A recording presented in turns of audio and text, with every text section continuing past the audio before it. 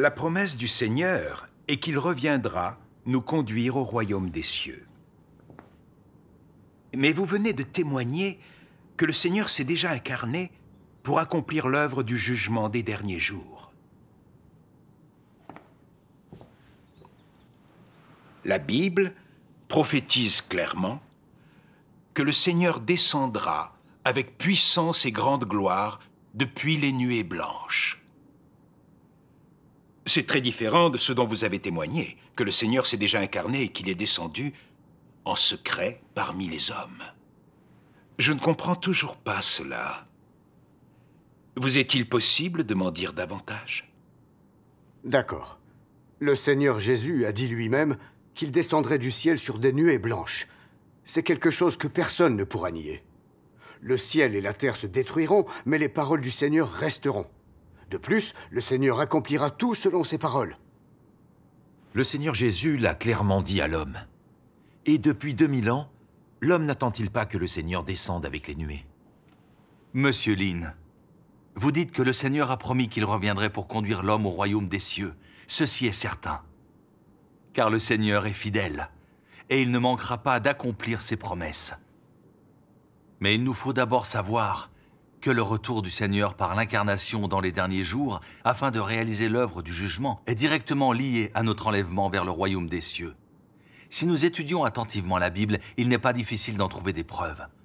Dans plusieurs passages de la Bible, des prophéties disent clairement que la seconde venue de Dieu est l'incarnation. Comme par exemple, « Vous aussi, tenez-vous prêts, car le Fils de l'homme viendra à l'heure où vous n'y penserez pas. » Car, comme l'éclair resplendit et brille d'une extrémité du ciel à l'autre, ainsi sera le Fils de l'homme en son jour. Mais il faut auparavant qu'il souffre beaucoup et qu'il soit rejeté par cette génération. Toutes ces prophéties parlent du Fils de l'homme ou disent que le Fils de l'homme viendra. L'expression « Fils de l'homme » désigne quelqu'un né d'une humaine et qui a une humanité normale. L'Esprit ne peut pas être appelé le Fils de l'homme. Par exemple, puisque l'Éternel Dieu est esprit, il ne peut pas être appelé le Fils de l'homme. Certains ont vu des anges. Les anges sont aussi des êtres spirituels et ne peuvent donc pas être appelés Fils de l'homme. Tous ceux qui ont l'apparence de l'homme, mais qui ont un corps spirituel, ne peuvent pas être appelés Fils de l'homme. Le Seigneur Jésus incarné était appelé le Fils de l'homme et le Christ, parce qu'il était la chair incarnée de l'Esprit de Dieu. Et qu'il est donc devenu un homme ordinaire, vivant parmi les autres hommes. Ainsi, quand le Seigneur Jésus a dit « Le Fils de l'homme et le Fils de l'homme viendra », il faisait référence à la venue de Dieu par l'incarnation dans les derniers jours.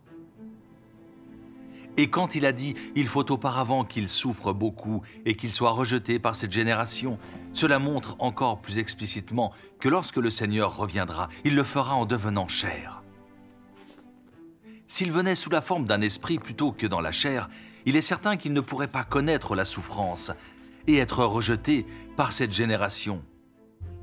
C'est incontestable. Le retour du Seigneur Jésus se fera donc sans aucun doute sous la forme de l'incarnation, et il viendra pour faire l'œuvre du jugement dans les derniers jours. J'ai souvent lu les Écritures, et elles contiennent en effet ces expressions. Le Fils de l'homme, et le Fils de l'homme viendra. Serait-il possible que l'expression « Fils de l'homme » mentionnée dans ces passages désigne l'incarnation de Dieu? Beaucoup de gens demandent « Le Seigneur n'a-t-il pas promis qu'il reviendrait pour nous conduire au royaume des cieux ?» À sa venue sur terre, pourquoi devrait-il encore accomplir l'œuvre du jugement en commençant par la maison de Dieu? En fait, le Seigneur accomplit l'œuvre du jugement pour rendre complets les vainqueurs, c'est-à-dire pour enlever les saints.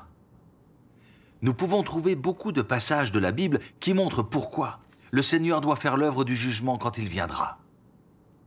Cette prophétie selon laquelle Dieu revient dans les derniers jours pour accomplir l'œuvre du jugement est mentionnée dans au moins 200 passages de la Bible, tout comme de nombreux versets prophétisent que Dieu fera l'œuvre du jugement dans la chair. Par exemple, « Il sera le juge des nations, l'arbitre d'un grand nombre de peuples. Il disait d'une voix forte, « Craignez Dieu et donnez-lui gloire, car l'heure de son jugement est venue. L'évangile de Jean dit également, et il lui a donné le pouvoir de juger, parce qu'il est le Fils de l'homme. Le Père ne juge personne, mais il a remis tout jugement à son Fils. Celui qui me rejette et qui ne reçoit pas mes paroles a son juge. La parole que j'ai annoncée, c'est elle qui le jugera au dernier jour. Nous lisons également dans les épîtres de Pierre, car c'est le moment où le jugement va commencer par la maison de Dieu. Ces Écritures nous montrent clairement que l'incarnation de Dieu viendra assurément dans les derniers jours pour accomplir l'œuvre du jugement. L'incarnation de Dieu dans les derniers jours œuvre par l'expression de sa parole pour juger, purifier et sauver l'humanité. Tous ceux qui entendent la voix du Seigneur Jésus revenu, qui le cherchent et l'acceptent, sont les vierges sages qui iront avec lui au festin des noces. Cela accomplit la prophétie du Seigneur Jésus. Au milieu de la nuit, on cria « Voici l'époux, allez à sa rencontre ». Les vierges sages entendent la voix du Seigneur et viennent l'accueillir. L'instant d'après, elles sont enlevées par le Seigneur devant le trône pour se trouver face à face avec lui. Elles acceptent le jugement, la purification et la perfection de Dieu. Et finalement, par le jugement des paroles de Dieu, leur tempérament corrompu est finalement purifié. Et elles sont amenées à la perfection jusqu'à devenir vainqueurs. Si nous voulons atteindre ce que le Seigneur a promis, nous devons d'abord aller vers le Christ des derniers jours, Dieu Tout-Puissant, accepter et connaître le jugement et le châtiment de Dieu, afin d'être purifiés et conduits par lui à la perfection. Sans cela, nous ne sommes pas dignes d'être enlevés au royaume des cieux. Sans l'œuvre de Dieu dans les derniers jours, personne ne comprendrait comment les prophéties de ces Écritures se sont réalisées. L'incarnation de Dieu dans les derniers jours en tant que Fils de l'homme pour faire l'œuvre du jugement accomplit véritablement ces Écritures. Lisons des passages de la parole de Dieu Tout-Puissant. Prenons la page 1257. D'accord. Dieu Tout-Puissant dit « Tu sais seulement que Jésus descendra dans les derniers jours, mais comment exactement descendra-t-il ?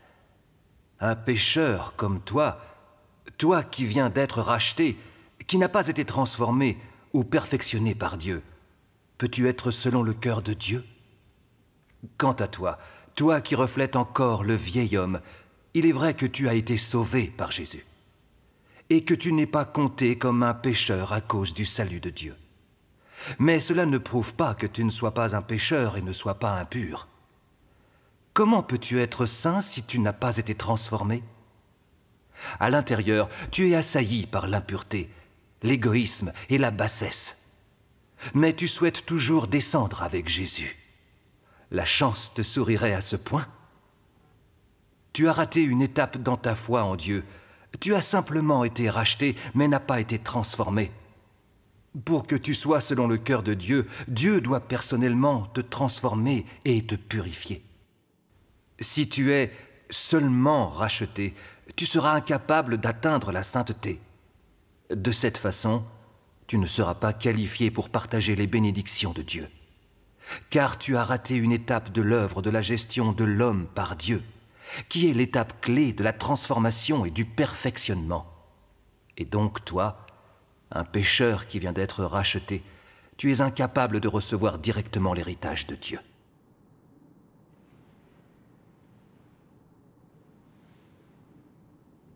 Le Christ des derniers jours apporte la vie et apporte le chemin de la vérité durable et éternelle. Cette vérité est le chemin par lequel l'homme doit obtenir la vie et le seul chemin par lequel l'homme doit connaître Dieu et être approuvé par Dieu. Si tu ne cherches pas le chemin de la vie offert par le Christ des derniers jours, alors tu n'auras jamais l'approbation de Jésus et ne seras jamais qualifié pour franchir les portes du royaume des cieux, car tu es une marionnette et un prisonnier de l'histoire. Celui qui souhaite avoir la vie sans compter sur la vérité prêchée par le Christ est le plus ridicule sur la terre. Et celui qui n'accepte pas le chemin de la vie offert par le Christ est perdu dans le fantasme. Et donc je dis que celui qui n'accepte pas le Christ des derniers jours sera à jamais méprisé par Dieu. Le Christ est la porte d'entrée de l'homme dans le règne au cours des derniers jours. Personne ne peut le contourner. Nul ne peut être perfectionné par Dieu si ce n'est par le Christ.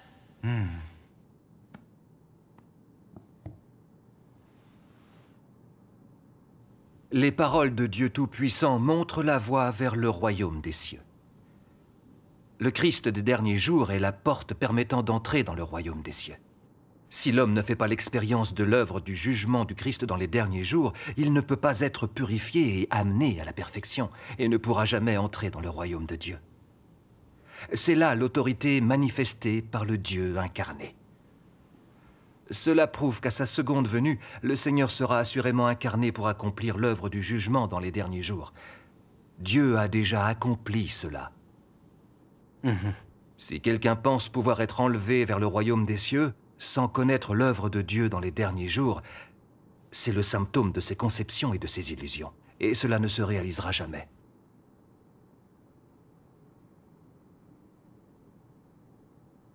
Si quelqu'un veut de l'eau, je vous en rapporte. Avec plaisir, merci. Très bien. Merci. j'y vais. Servez-vous.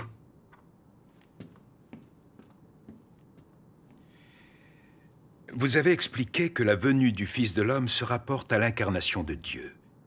Cela semble logique. Rendons grâce à Dieu. Mais ce que je ne comprends pas, c'est que si le Seigneur est venu par l'incarnation, pourquoi tant de passages de la Bible disent qu'il viendra avec les nuées blanches afin que tout le monde puisse le voir? Quelle explication donnez-vous à cela? Oui, c'est exact. L'explication que vous nous donnez semble contredire ces versets. Frère Lou, vous serait-il possible de nous en dire davantage? D'accord. Monsieur Lin, vous mentionnez le fait que la Bible contient plusieurs prophéties qui annoncent que le Seigneur viendra sur les nuées avec puissance et gloire immense. Et c'est vrai. Par contre, il y a encore plus de passages de la Bible qui prophétisent que le Seigneur viendra en secret. Par exemple, « Je viens comme un voleur », car le Fils de l'homme viendra à l'heure où vous n'y penserez pas. Pour ce qui est du jour et de l'heure, personne ne le sait. Ni les anges des cieux, ni le Fils, mais le Père seul. Comme nous venons de le voir, le Seigneur revient de deux façons. D'une manière ouverte et d'une manière secrète. L'œuvre du jugement de Dieu Tout-Puissant incarné dans les derniers jours, dont nous avons témoigné aujourd'hui, est simplement l'œuvre du Seigneur venant en secret. Puisque l'incarnation de Dieu est venue parmi les hommes sous la forme d'une personne tout à fait ordinaire, il apparaît à l'homme en secret. Personne ne peut dire qu'il est Dieu. Personne ne connaît sa véritable identité. Ce n'est que lorsque le Fils de l'homme commence à œuvrer et à parler, que ceux qui peuvent distinguer sa voix commencent à le reconnaître. Ceux qui ne parviennent pas à distinguer sa voix le traiteront comme une personne ordinaire, le renieront et le rejetteront. De même, lorsque le Seigneur Jésus était incarné pour faire son œuvre, il avait l'air d'un homme ordinaire de l'extérieur. La plupart des gens l'ont donc nié, lui ont résisté et l'ont condamné, alors que certains, par la parole et l'œuvre du Seigneur Jésus, ont pu le reconnaître comme le Christ incarné, comme la manifestation de Dieu. Nous en sommes à l'étape où Dieu Tout-Puissant vient en secret pour faire son œuvre et sauver l'humanité. Actuellement, il exprime sa parole pour juger, purifier et parfaire l'humanité. À ce stade, l'homme ne verra certainement pas le Seigneur paraître en public sur les nuées. Cela ne se fera qu'après qu'un groupe de vainqueurs soit formé, une fois que le travail de l'incarnation de Dieu arrivant en secret sera terminé. Les calamités arriveront alors sur la terre, Dieu punira les méchants et récompensera les bons, et il apparaîtra ouvertement devant toutes les nations de la terre. À ce moment-là, les prophéties de la descente publique du Seigneur sur la terre s'accompliront. Comme il est dit dans la Bible, « Alors, le signe du Fils de l'homme paraîtra dans le ciel, toutes les tribus de la terre se lamenteront. Et elles verront le Fils de l'homme venant sur les nuées du ciel avec puissance et grande gloire. Voici, il vient avec les nuages, et tout œil le verra, même ceux qui l'ont crucifié. Et toutes les tribus de la terre se lamenteront à cause de lui. Après cet échange, penchons-nous sur cette question. Lorsque les hommes verront le Seigneur apparaître à toute l'humanité sur les nuées blanches, en théorie, ils devront être remplis de joie.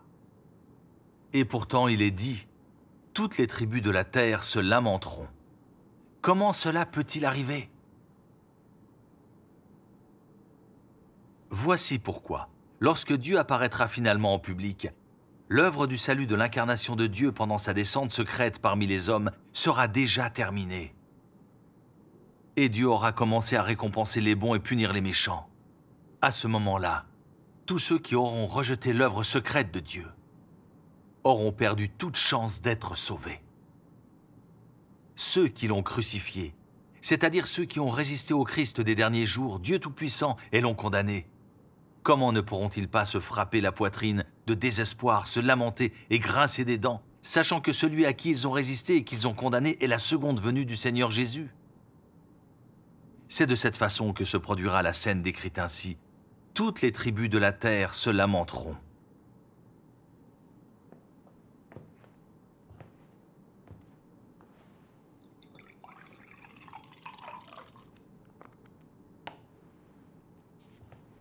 Lisons un autre passage de la parole de Dieu Tout-Puissant. Oui, c'est très important. C'est indispensable. Page 1433. Frère Wang, Oui? j'aimerais lire. D'accord. Dieu Tout-Puissant dit « Beaucoup de gens ne se soucient peut-être pas de ce que je dis. Mais je veux toujours dire à chaque soi-disant saint qui suit Jésus que quand vous verrez Jésus descendre du ciel sur une nuée blanche de vos propres yeux, ce sera l'apparition publique du soleil de justice. Peut-être que ce sera un moment de grande exaltation pour toi, mais tu dois savoir que le moment où tu seras témoin de la descente de Jésus du ciel est aussi le moment où tu descendras en enfer pour être puni. Ce sera l'annonce de la fin du plan de gestion de Dieu, et ce sera quand Dieu récompensera le bien et punira les méchants.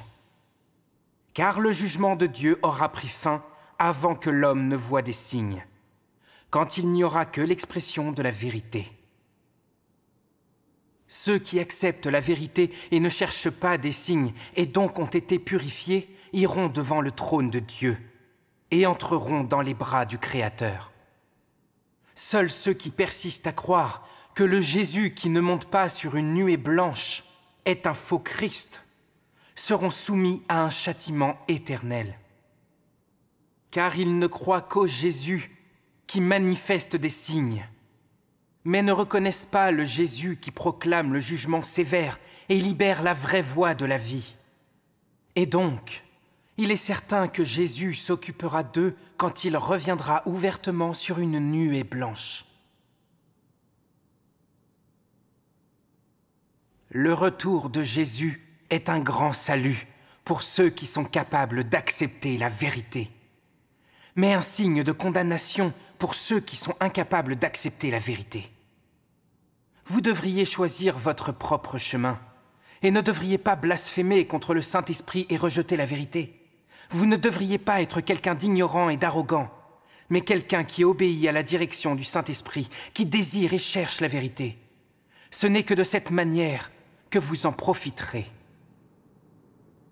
D'après les paroles de Dieu Tout-Puissant, nous nous rendons compte que l'œuvre accomplie par l'incarnation de Dieu pendant sa descente secrète parmi les hommes est une étape cruciale visant à parfaire l'homme.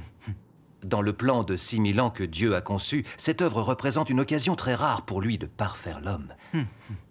Tous ceux qui acceptent l'œuvre secrète de Dieu et sont amenés à la perfection ont reçu la grâce spéciale de Dieu et sont les plus bénis.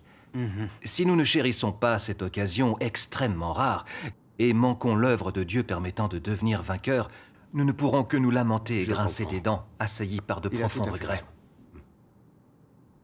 Ce que vous avez échangé est très logique, cela émane assurément de l'éclairage et de l'illumination du Saint-Esprit. Gloire à Dieu. Vous témoignez que le Seigneur a déjà été incarné en tant que Fils de l'homme pour faire l'œuvre du jugement. Et qu'avant les calamités, lorsqu'il aura formé un groupe de vainqueurs, il paraîtra publiquement à tous les peuples et à toutes les nations. C'est tout à fait conforme à la Bible. Oui. Il semble donc très plausible qu'à sa seconde venue, le Seigneur sera d'abord incarné en tant que Fils de l'homme et descendra en secret, et qu'il paraîtra en public seulement par la suite. Il n'y a ainsi pas de contradiction avec les prophéties de la Bible. Si le Seigneur vient de cette manière, c'est à la fois très logique et mystérieux. Comme Dieu est sage. Oui, le Seigneur sera de nouveau incarné dans les derniers jours pour accomplir l'œuvre du jugement, pour sauver l'homme entièrement, le libérer du péché et l'amener à la purification. C'est un enseignement très logique et éclairé.